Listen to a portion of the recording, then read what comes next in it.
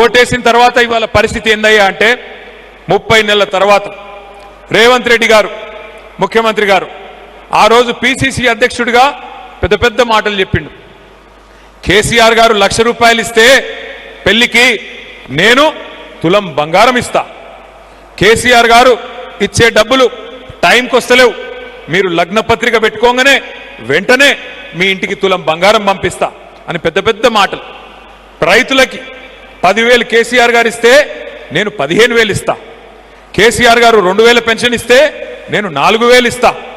అత్తకి 4,000, కోడలికి 2,500 అని చెప్పి నోటికొచ్చిన మాటలు చెప్పి అడ్డగోలు హామీలు ఇచ్చి 6 గ్యారంటీలు, 420 హామీలు, 13 డిక్లరేషన్లు, చాంతాడంత పుస్తకం రాసి ఒక్కొక్క వర్గాన్ని బుట్టలో వేసుకొని మొత్తానికి గద్దెకెక్కిండు ముఖ్యమంత్రి గారు.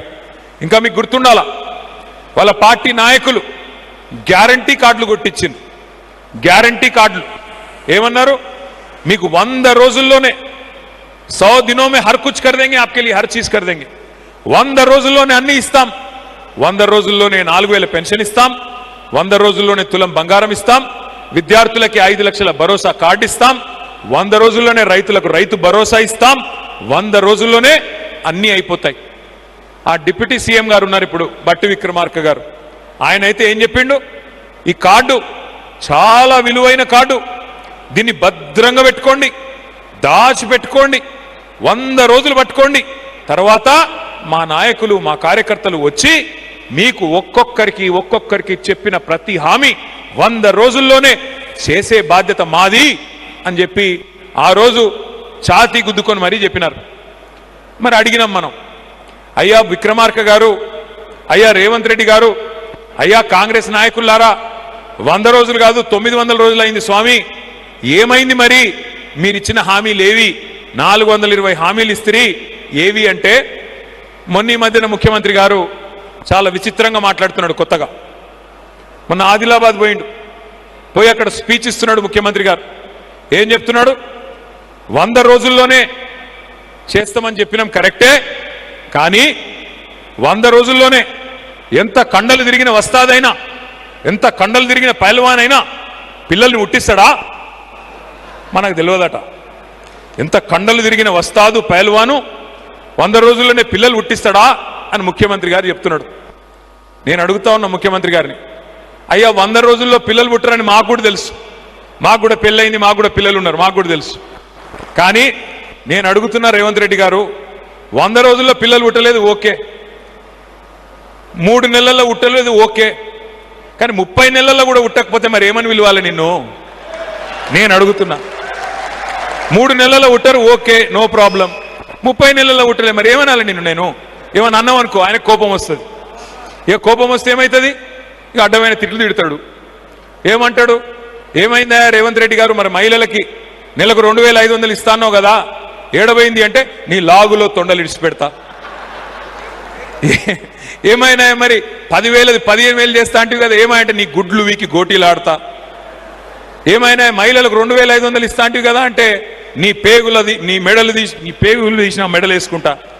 ఈ పేగులు మెడలు వేసుకుంటుంది నాకు అర్థం కాదు. ముఖ్యమంత్రి మన బోటీ కొట్టేటోనివా, ముఖ్యమంత్రివా, ఏమిడిది నువ్వు?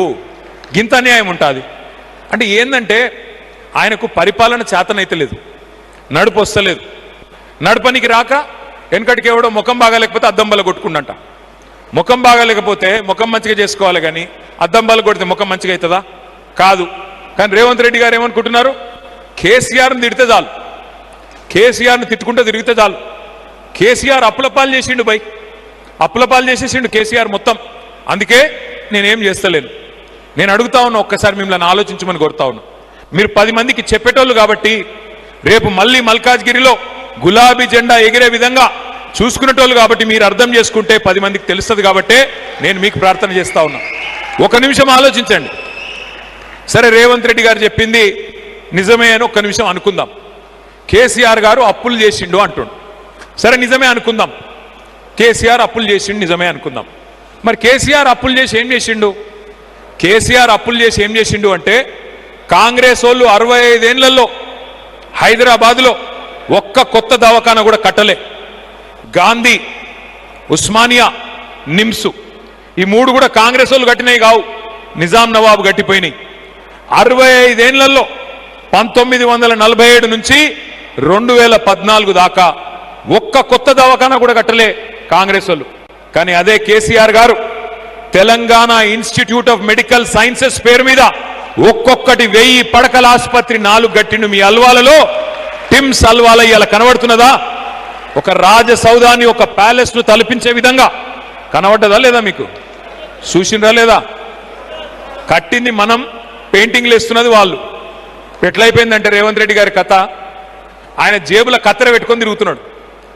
ఎక్కడ మనం కట్టిన ఫ్లైఓవర్ ఉంటే అక్కడ పోయి రిబ్బన్ కట్ చేస్తాడు, ఎక్కడ మనం కట్టిన బిల్డింగ్ ఉంటే అక్కడ పోయి రిబ్బన్ కట్ చేస్తాడు.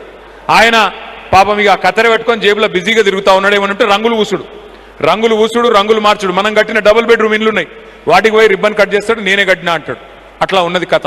పర్వాలేదు, రిబ్బన్ కటింగులు చేసుకోవచ్చు, కొబ్బరికాయలు కొట్టుకోవచ్చు, మీరు ముఖ్యమంత్రి కాబట్టి పనులు చేయొచ్చు.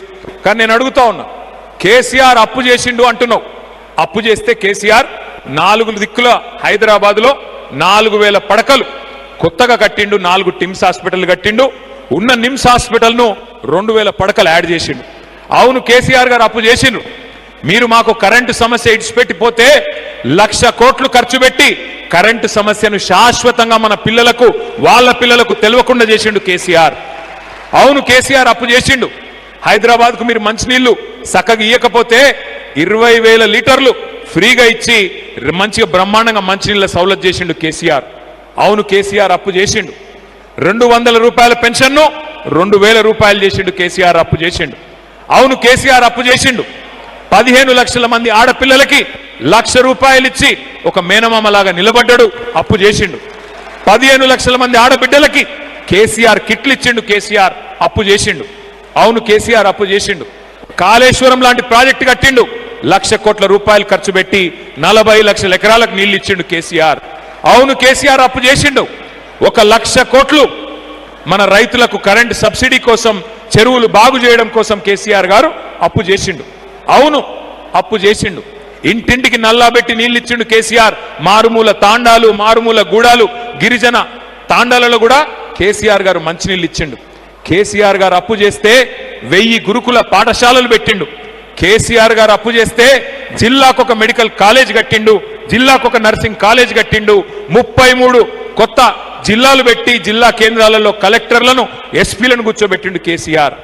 ఇట్లా చెప్పమంటే ఇంకో గంట చెప్తా నేను కేసీఆర్ ఏం చేసిండు 9.5 ఏళ్లలో అంటే.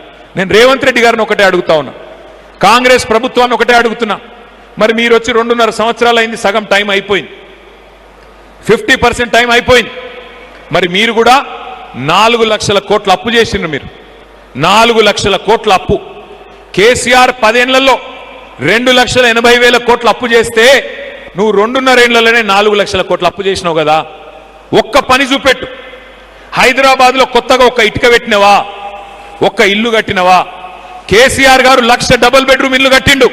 నువ్వు 2.5 ఏళ్లలో ఒక్క కొత్త ఇల్లు కట్టినవా? ఒక్క పేదవాడి గృహప్రవేశం చేయించినవా హైదరాబాద్లో? ఒక్కటంటే ఒక్కటి కట్టలేదు. కానీ ఎన్ని ఇండ్లు కూలగొట్టిండు హైడ్రా పేరు మీద.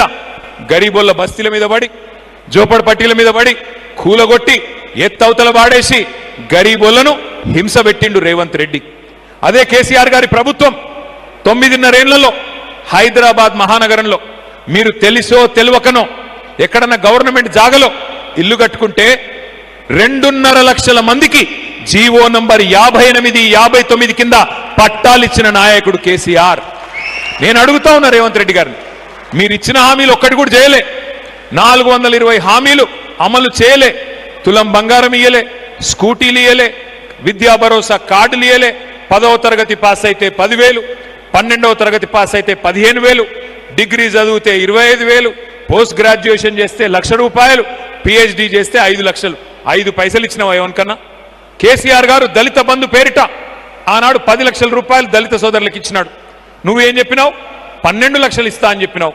12 పైసలు ఇచ్చినావు ఎవరికన్నా? నేను అడుగుతా ఉన్నా, ఏ వర్గం మిగిలింది నువ్వు మోసం చేయకుండా? ప్రతి వర్గాన్ని వంచినావు. ఇవాళ అంటున్నాడు మా ఆడబిడ్డలతోన 1 కోటి మంది మహిళల్ని కోటీశ్వరులు చేస్తాడంట. 1 కోటి మందిని కోటీశ్వరులు చేసేదాకా వదిలిపెట్టాడంట.